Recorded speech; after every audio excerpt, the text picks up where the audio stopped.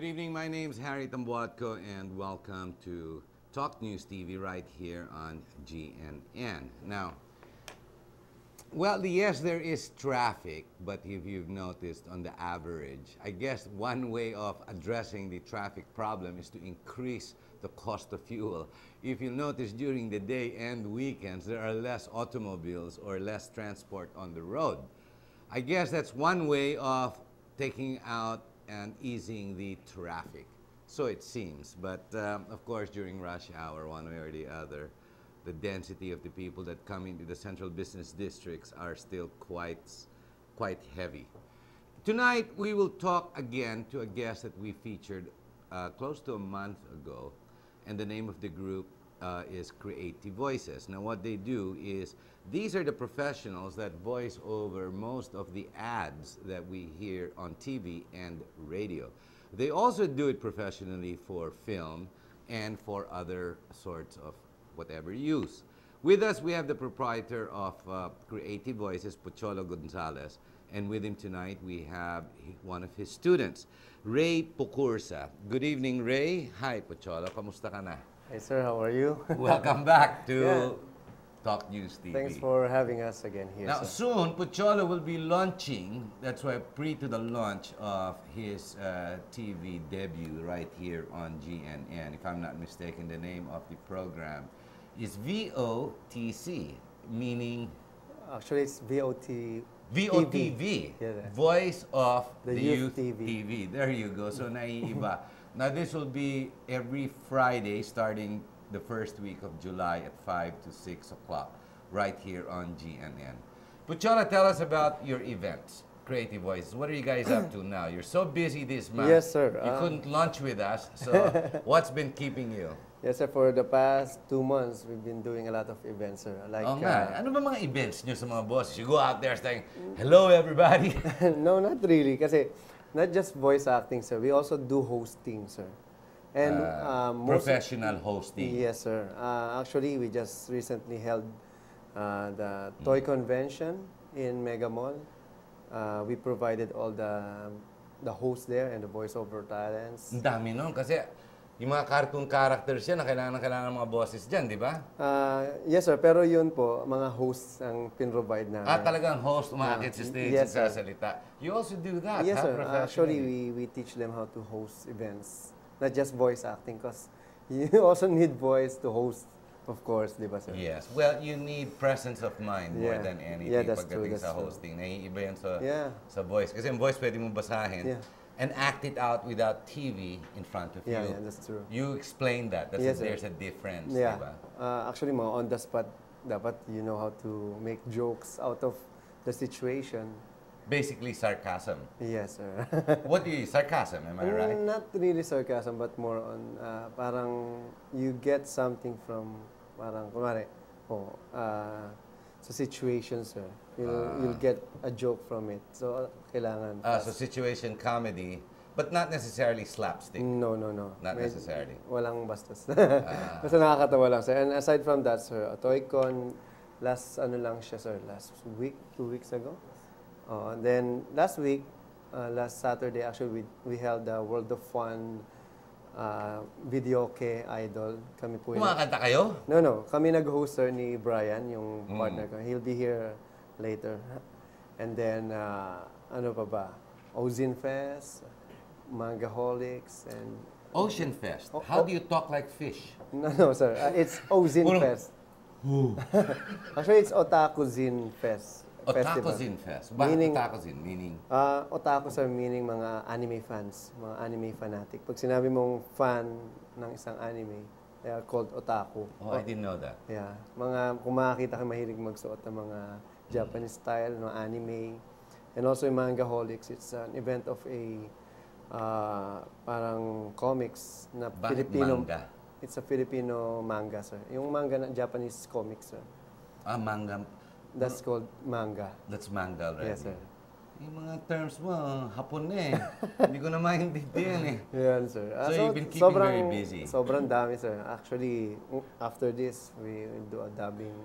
Dire-diretso. Kanina lang, sir, galing ako sa Film Negosyo being held Tell us about Film Negosyo. Yeah, Film Negosyo is a 10-day event Basically, they're promoting entrepreneurship, and I'm one of the speaker for Kay the... Joy Concepcion yan, tsaka kay No, no, Secretary Ramonde. that is Go Negosyo. That's Go Negosyo. So Ano it's a naman different thing. This is Phil Negosyo. Philippine Negosyo. Yes, sir. Filipino Negosyo. Phil Negosyo. What's that all about? Yes, sir. It's a 10-day event promoting Filipino Entrepreneurs. entrepreneurship. Yes, sir. And yesterday, I did a talk about creative leadership. And just this this afternoon, before I go here, actually, Brian just told me like 3 hours ago. I don't understand. What do you mean by what is creative leadership? Yes, sir. Basically, creative leadership, yun po yung ginagawa ko ngayon. It's a non-traditional style of, management, leadership. It's more on how can you make people work for something that you don't pay. Kasi parang sinasabi natin dito, paano mo mapapa-oo ang isang tao sa isang bagay na hindi mo naman sila binabayaran at gagawin nila isang bagay? Sige nga, sagutin mo yung tanong na yun. It's more on giving them opportunities, I guess. The most important thing in this world is, kasi ang opportunity and experience, hindi naman nababayaran yan, sir. Para Binibili nga yan, actually. Binibili yan, oo, totoo. Pero what I'm doing to the group, which is the Society of Young Voice Artists of the Philippines, this group are the graduates of VoiceWorks, the basic voice acting and dubbing workshop. So, hindi lang, sir, sa Four Corners at sa workshop na tatapos yung dedication namin for the workshopper. It goes beyond all of that. Yes, sir. What have you learned as a student with natuto ako kay Sir Pocholo ng basically voice acting, and from one of his colleagues, natuto ako ng script writing naman para sa mga actually some Mexican novela. Sa kabilang channel. Yes. Ano yung Mexican novela? It's a Mexican yung mga dinadab-dab. Yes, sir. So they had a chance na mabigyan ng opportunity na magsulat for that telenovela. Hindi lang voice over, pwede pala magsulat, Yes, pwede pala sir. mag-compose ng mga Actually, telenovela. Yes, sir. Sa voice paano yung video niyan? Hindi naman susunod yung video. O papanoorin mo yung video, gagawa mo ng senaryo. Okay, sasabihin niya, ganun. Hindi naman ganun nata yun. Pwede ba yun? Paano mo ba ginagawa yan? Actually, advantage din po yung alam niyo yung ibang language, pero sa amin ang nangyayari is darating yung material sa amin, and merong English translation, which is dun kami magbe-base na ita-translate namin sa Tagalog, and after that is sync namin sa mga bibig ng characters. So kino-compose yun, hindi direct translation No, yun? sir. It cannot It be. cannot be direct translation. Bakit hindi pwede? Kasi like yung Mexican, they talk too fast. Parang atatatatatatat. Yes. But the translation is just, parang sinabi mo lang, anong kamusta ka na? Pero sinabi niya, talalalalala, so haba-haba. So you have to compose yung missing lines na yun. And especially mga wording, sir, hindi dapat verbatim or parang word by word. Kailangan conversational. And pati yung pagsabi ng, ano sinasabi mo? Hindi pwedeng, kailangan ako ganun din yung... So paano mo kino-compose yun? Tingnan mo mirror, gagawin ka? Hindi po. I remember animators when animators write, some 20 years ago, I was involved with the Philippine animation group here. And the animators all had a mirror beside their desks. And I couldn't figure out bakit may mirror. Inisip ko, baka nagsusuklay itong mga to. Yung pala, tuwing nagdo-drawing sila, nag-animate sila ng mukha or something, mga bibig, yung mga mata gaganon sila, titignan nila, tapos ganun pala ang mukha ng mata. Then they draw the eyes. Yeah. Is that how you do it too with the mouth? Yes, same like that, sir. So may dala kayong mirror all the time? Pero sa video naman, yung parang mirror namin, yung video mismo. Tinitingnan mo? Yes, sir. Ganun. Mga ganun ka rin? Actually, dalawa yung difference niyan, sir. Yung anime and telenovela. Pag tao kasi yan, sir, mas complicated eh. Unlike sa anime, buka lang ng bibig yan. I didn't realize that. Ganun Yes, sir. ganun ba ang anime? Unlike yung mga tao, may mukha. So, kailangan ibagay mo yung words na sinabi niya sa delivery ng mukha. So there is composition, one Yes, way or sir, the yes, other. So that's where the art comes in. Yes, sir. Actually, it's part of the VoiceWorks. One of the session there is translation. You teach this. Yes, sir. It's an art, sir. It's an art. Not anyone can do that. So when you say you go and do these seminars, who are the students or the people that come and watch the seminars? Who are these people? They pay for it? They come to join the seminar? Yes, sir, of and course. So it costs them money? Yes, actually, medyo mahal siya. Pero for us, you can ask them kung ano yung mga natutuhan nila, sir. Kung sulit Where ba do you go after that? Where do you go for job opportunity? Definitely not a call center. Yeah, not a call center.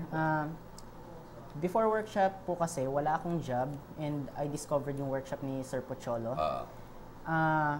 There, nag-workshop ako for, I paid that amount. Yeah. Then after the workshop, hindi naman po kasi natapos yung kumbaga hanggang dun lang. Kumbaga may opportunity na biglang dumating sa amin na, ay gusto niyo magsulat sa ito, may project ako. Yung one of his colleagues nga po. one of his teacher? One of guest teachers, kumbaga. Inofferan kami ng yung writing job and there.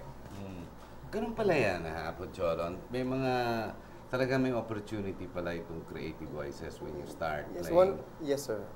Actually, one of our goal is parang, kung magaling ka talaga, mababawi mo kagad yung binayad mo. Kasi, ang daming opportunity sa voiceover. Like, number one, pag magaling ka siguro sa delivery, you can have commercial. One of our colleague and student. Taas pa ba ang bayad sa mga commercial? Depende katulad ng sinabi ko, matagal pa rin sila magbayad. Matagal pa rin magbayad. But, good pay naman. Alam ko na kung paano ka pwede kumita. Gumawa ka ng bagong Judy Ann, pero hindi si Judy Ann. Ano? Sa Meralco. Ibihin mo, gagayahin mo. Yung ba kaya, pero bawal yan, di ba, pag ginagamit Not really, sir. As long as you don't mention the name. Pwede pala yun? It's sound alike. That is called sound alike. There is no legal impediment No, sir. against a sound alike. Unlike in the States, there are some, especially yung mga trademarks, like sila Yoda, you cannot use it sa kung saan-saan lang. You have to pay you have to register royalty. that. Yeah. May royalty. But let's suppose here, you wanted to use the voice of the senators and play with it on TV. Pwede ba Yes, yun? okay, Hindi sir. illegal yun? Matagal na sana, sir, nakulong si Willie Neff kung illegal yun. Dahil siya napakarami. Remind me to call the directory here. Gamitin natin to. Every time we need someone in the news, ikaw na lang mag-voice over. No problem. Diba? Ikaw na lang mag-voice. Ano sabi ni Miriam? Ikaw na sasagot. Sino ba mga senador na kaya mo? Senador? It's more on presidential, sir. Puro mga... Ano yun? The presidents. Yeah. Presidents. Yeah. Sige, si Ramos, kaya mo? Yes, sir. It's so easy. Madali lang si Ramos. Sige nga. Di ba, sir? Usually, pag nag-deliver siya ng line, so yan. First of all, I just want to congratulate you, Mr. Harry. Tanwad ko, mabuhay ka, mabuhay ang iyong programa sa GNN. Para sa Philippines 2000. Okay. So, something like that. Sino ba pwede mong gayahin? Si Erap, sir. Okay, Harap. Sige nga. Huwag ka antokin, ha? Harap, para matutulog na. Sige nga. Pare, masasabi ko lang, pare, huwag mo akong subukan. Pero bakit mo ako sinubukan? Yan hindi illegal yan. Wala namang, sir, kaso as long as you don't mention siguro mga... I guess pag derogatory sasabihin Yeah, mo, yeah. pwede. No? Pero if it's only for comedy... commercial, kasi marami na rin tayong nagawa.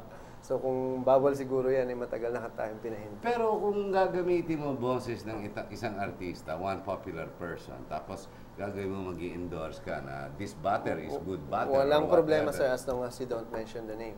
I didn't realize na walang impediment. That should be an impediment kasi kung popular ang boses ng tao na yun, kawawa naman siya. She's not getting the talent fee. Kung ano, sir, meron siyang trademark or nakapatent yung voice niya. Hindi, but sa Pilipinas wala namang papatent niyan. Ano? Wala. So far. Pero mayaman na naman sila, sir. Magbigay naman sila sa mga voice No, artists. because you could use... Well, that's why big companies, that was the big argument of the senators, you know, why use... the reason why big business use popularized stars is because of the basic endorsement that they yes, come sir. with, diba? Because of the credibility Yes, sir. for the fan base to follow. Yeah, the thing is, you're not portraying the character naman,